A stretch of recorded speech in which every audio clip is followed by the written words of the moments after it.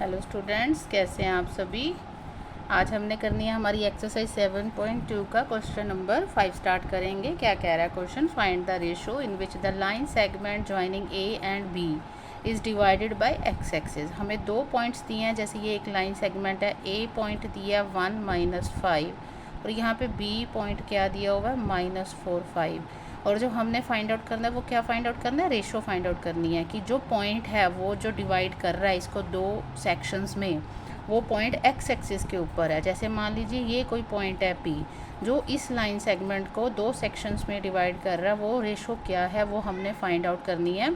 ठीक है, और इसको जो है हमारे पास जो पॉइंट है एक्स एक्सिस के ऊपर है, और एक्स एक्सिस के ऊपर आपको पता है वाई हमेशा क्या होता है? ज़ीरो होता है। तो इस पॉइंट को हम एक्स वाई लेट करते होते हैं, तो इसको क्या लिखेंगे? X comma zero. यहाँ पे ज़ीरो क्यों लिखा? क्योंकि ये वाई एक्सिस जो है, जो वाई पॉइंट है, वाई कोऑर्डिनेट है, वो एक्स एक्सिस के ऊपर हमेशा क्या होता है? ज़ीरो होता है। ठीक है जी। और जो हमने रेशो फाइंड आउट करनी है उसको आपको पता ही है, हमेशा क्या लेट करते हैं? के रेशो 1। ठीक है, सेक्शन फार्मूला लगाएंगे। आपको पता ही है सेक्शन फार्मूला क्या होता है? m1x2 plus m2x1 upon m1 plus m2। ठीक है, ये x के लिए होता है। फिर m1y2 plus m2y1 upon m1 plus m2।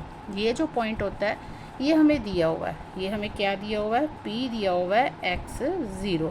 अब हम क्या करेंगे? x वाला ये होता है, y वाला ये होता है, और जो y वाला है ये किसके इक्वल है? 0 के इक्वल है। तो इस वाले को, y वाले को 0 के इक्वल करके हम क्या करेंगे? हमारी रेशो निकालेंगे।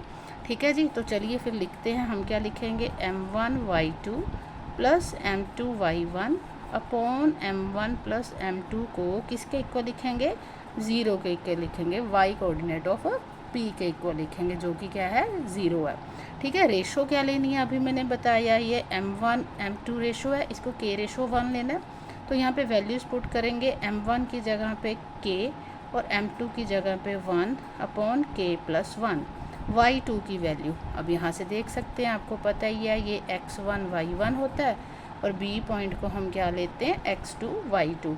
तो y2 की वैल्यू क्या पुट करेंगे? y2 की वैल्यू पुट करेंगे 5। अब हमने पुट करनी है y1 की वैल्यू। y1 की वैल्यू कितनी है? -5, और इक्वल्स टू किसके है? 0 के।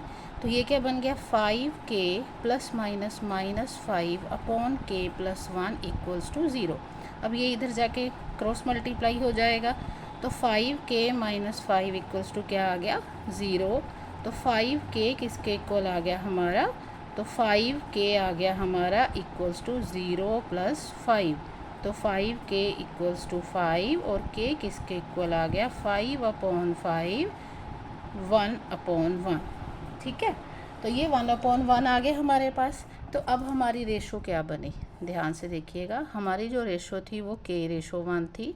k की वैल्यू क्या आई है? 1। तो हमारी रेशो आ गई 1:1। यही हमारा फर्स्ट आंसर है जो हमने फाइंड आउट करना था। अब सेकंड चीज़ क्या हमने फाइंड आउट करनी है? कहते हैं also find the coordinates of the point of division, मतलब इसके कोऑर्डिनेट्स भी फाइंड आउट करने हैं। एक कोऑर्डिनेट जो y वाला वो तो हमें पता ही है, हमने निकालना है x का। तो अब क्या करेंगे? x कोऑर्डिनेट को इसके साथ क्या कर लेंगे? कंपेयर कर लेंगे। तो हमारा m1x2 plus m2x1 upon m1 plus m2 किसके इक्वल आ जाएगा? x कोऑर्डिनेट ऑफ p के इक्वल आ जाएगा। ठीक है, वैल्यूज़ पुट करेंगे। अब हमारा m1 m2 क्या है? 1:1 है। तो यहाँ पे वैल्यूज़ पुट कर देंगे। m1 की वैल्यू 1 प्लस m2 की वैल्यू 1 अपॉन 1 प्लस 1। x2 की वैल्यू पुट करेंगे। x2 की वैल्यू कितनी है? -4, और x1 की वैल्यू कितनी है? 1, और इक्वल्स टू क्या है? ये हमारे पास x, जिसकी वैल्यू हमने क्या करनी है? फाइंड आउट करनी है। तो ये क्या होगा? -4 plus 1 upon 2 equals to x। तो x कितना आ गया? -3 अपॉन 2।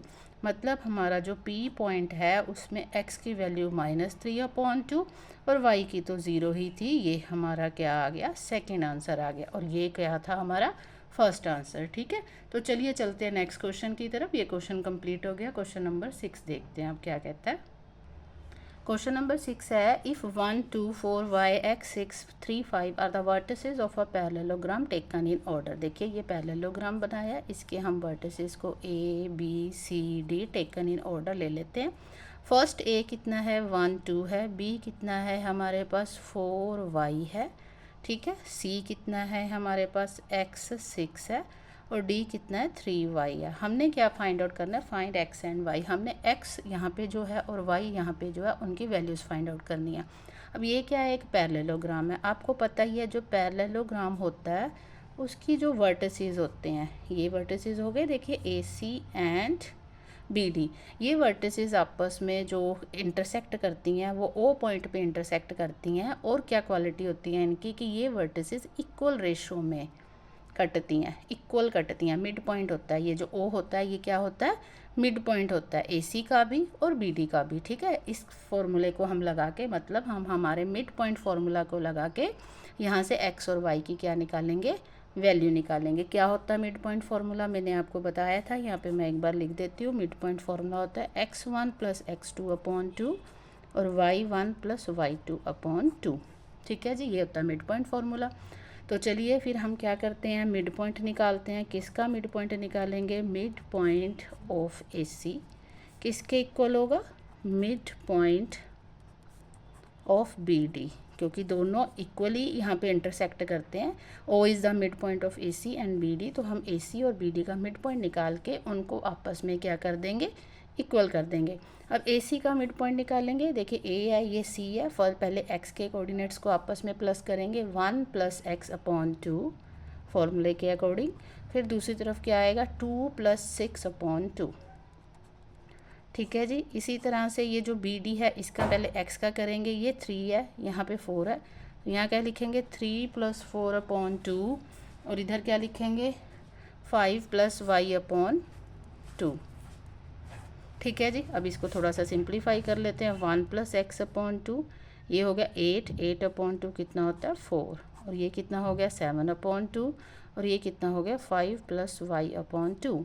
अब क्या करेंगे, x कोऑर्डिनेट्स को आपस में इक्वल करेंगे और y को इक्वल करेंगे। जैसे 1 + x/2 को मैं किसके इक्वल करूँगी, 7/2 के इक्वल करूँगी, ठीक है जी। जब 7/2 के इक्वल करा, 2 और 2 कट गया, हमारे पास क्या आ गया 1 + x = 7, तो x कितना आ गया 7 - 1, सॉरी ये कितना आ गया 6।